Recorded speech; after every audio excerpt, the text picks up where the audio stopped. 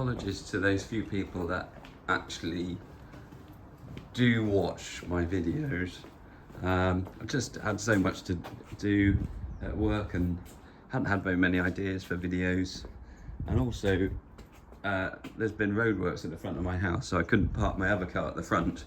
So this is the first time I've had the car actually parked up in here, the Morris Minor parked up in here, and had the garage free, and so I can sort of clean up all the oil and stuff that's blown in and just have a look around the car.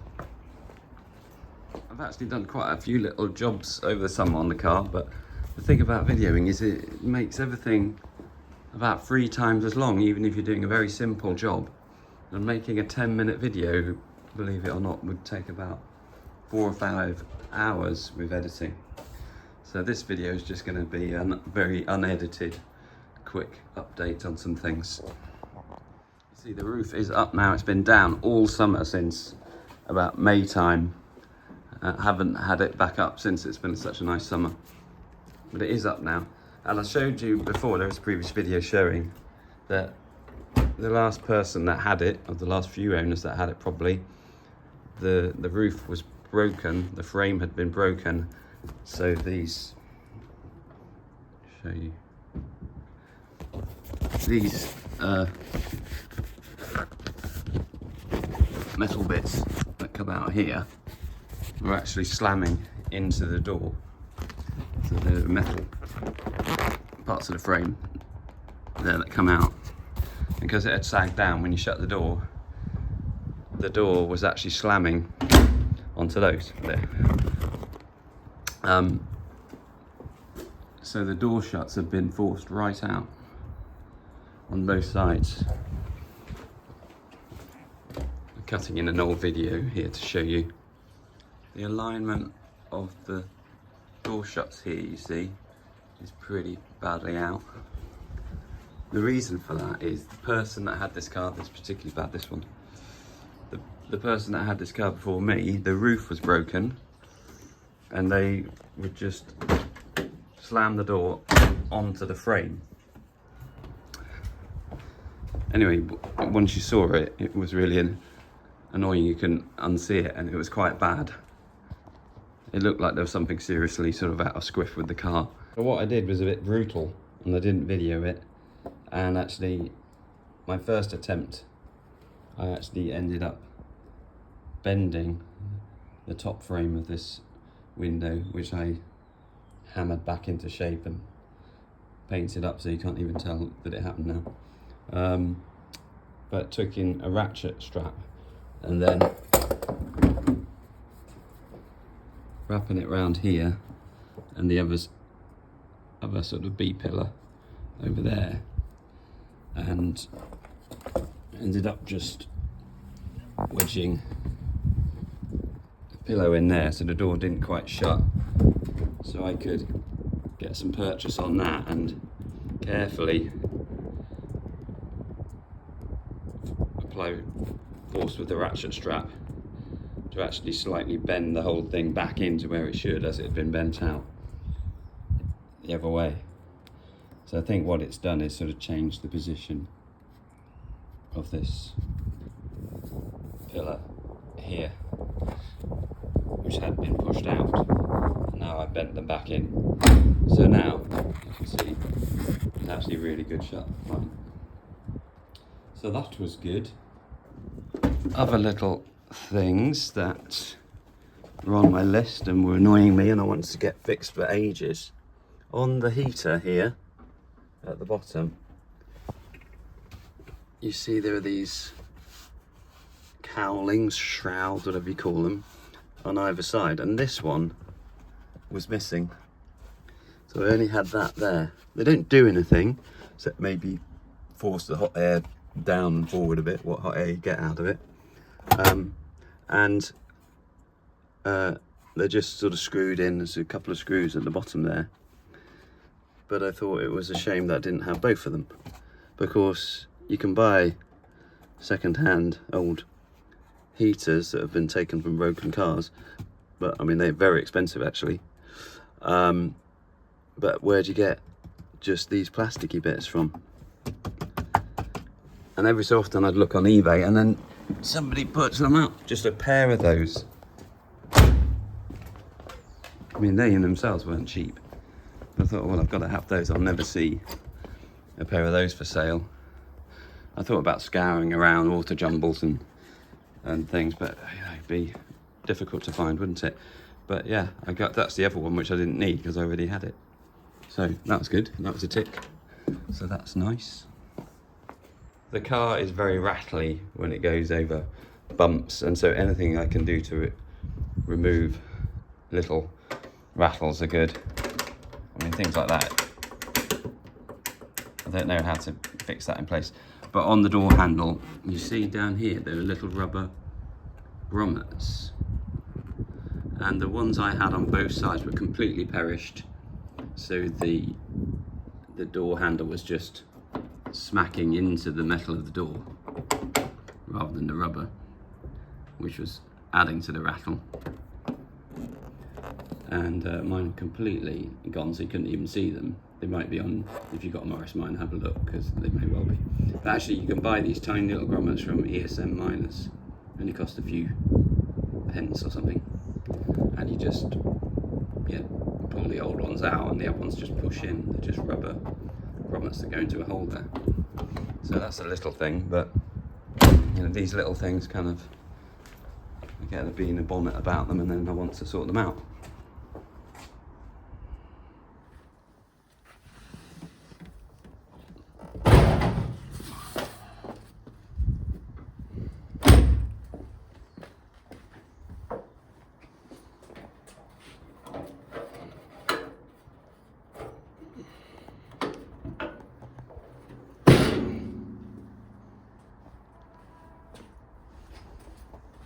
I got my garage man to change my timing chain back in February. It didn't really need changing, but I'd never changed it, so I wanted to get it changed, and I hoped it might help the oil leakage issue, which I think it has, because the seal, the front timing chain cover, you know, gasket had completely perished. So I just drove the car in here, didn't I? And actually I can't see any oil drips. Although if you do leave the car for a while after it's been running, normally there is a bit of oil in the oil pan. But I think it's now at acceptable levels. And finally, a cosmetic change to the engine bay. There's a plate here. This is my old one that was blank. It should have a warning message on it, and I found that you could get replacement plates with the etched warning message on it from ESM Miners again. It's a strange warning message. It says, caution, it's impossible to drain heater unit when draining remainder of cooling system under freezing conditions. Blue coal antifreeze must be used. I think they're saying, watch out because the heater unit won't drain when you've drained the coolant, because it's up and over there somewhere. See previous video where I changed all these hoses a couple of years ago. Yeah, and you're meant to use the blue antifreeze. I do use blue, but when it goes in, it comes out green. I don't know why. Anyway, yeah, I got a new one of those, but you have to rivet it to these little brackets. They don't sell those brackets. So that was something I was going to video, but didn't, because it involved some riveting, pop riveting, which I'd never done before. So this is my pop rivet gun. They only cost a few quid, but that was quite exciting, doing some riveting stuff. There's my practice rivet on the old one. So, although, you know, cosmetically, some people would be worried about the paintwork and it's a bit tatty, and obviously the seats are a bit tatty. It is basically all the little things I've done on this car, and I just sort of down to basic maintenance, things I do every year, or a few bits of paintwork that maybe I touched up 5 years ago on the lid here, you know, need just some attention again after 5 years. But other than that, sort of I'm happy with it, and I use it quite a lot. Apart from one more thing that I think I'm going to show you and reveal in a second.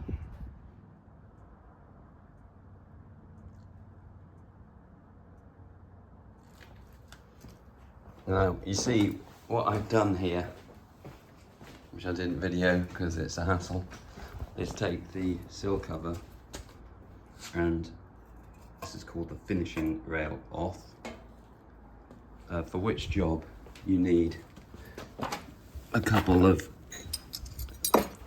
7/16 spanners, preferably one of them a ratcheting spanner, but I don't have any imperial ratcheting spanners. Well, the reason I've done that, taking these off, is, well, although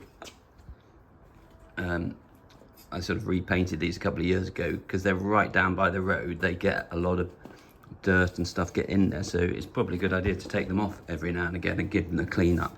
These are newly painted a couple of years ago, and you see they've got all scuffed up there because of just how they sit next to the sill cover here.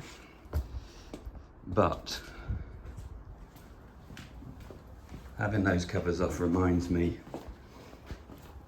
of my trauma a couple of years ago when I ended up taking all of these off and I went into my sills, which, as you can see, are actually very nice and tidy, and I've even got primer, paint and wax oil scattered around in there. There's a few odd things in there, but they're extremely good. No problems. The problem is that what I discovered when I went in there was that, that's okay, that's just some sort of, well, I don't know whether that's a rust hole or not, or whether it's like a drain hole, but that is a rust hole, a very old sort of historical bit of rust. Now I get the sill covers back off again so I can see it. I just think, what, is it even worth doing anything about that? I would quite like people's advice, if there are any Morris Minor people there. What should I do about that? Is it actually something that should be welded up? In fact, is there meant to be a hole there, a little drain hole there? I don't know.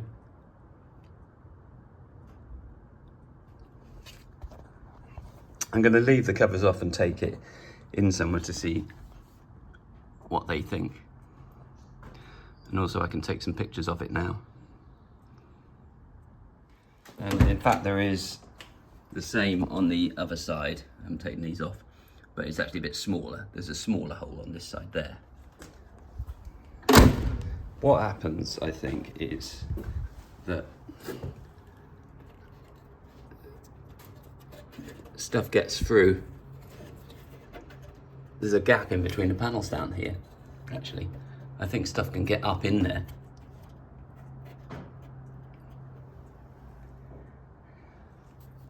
And so in the past, it's got very grotty in there. But obviously I cleaned it up a couple of years ago, so it doesn't look that bad. I even sort of painted it, put primer in there and painted it over. So that's the only thing on my to-do list with this car, other than regular maintenance. You know, I'm back onto the trunnions in a month or two because they need doing. Any advice on my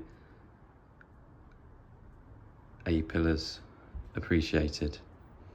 Thank you. I've got to pop to the library, which is a nice little job to do in the C5. So that is what I'm going to do today, and I'll just sweep up the garage here and then get the old C5 out.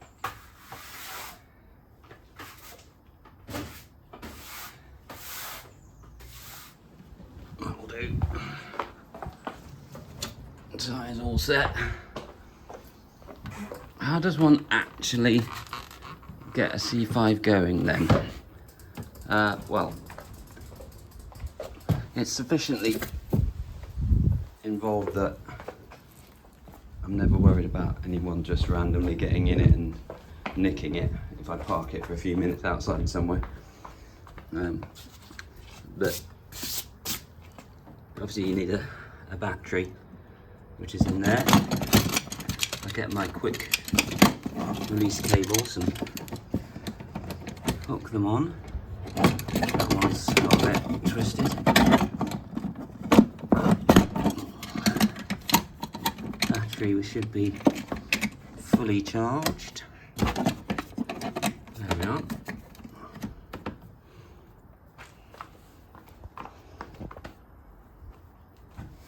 We'll get in, and then there's a switch down there, one for the lights, one for the power. Oh, we have power, which is good. Check of the brakes, bit of a pedal, and then I press the throttle button on the left.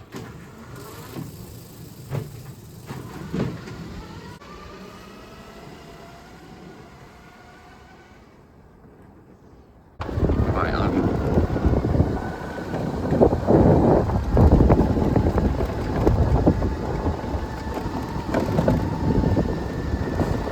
driving past the sunny Brayford Wall. You get a lot of attention driving this thing along down here.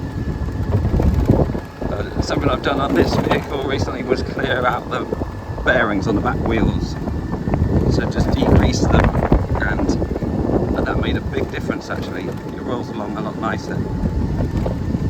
You can't really buy new bearings, they won't sell them to you unless you really need them. I'm off now to the library. That's my job for the day. So that's probably it for today, just a quick update on some little things I've been doing.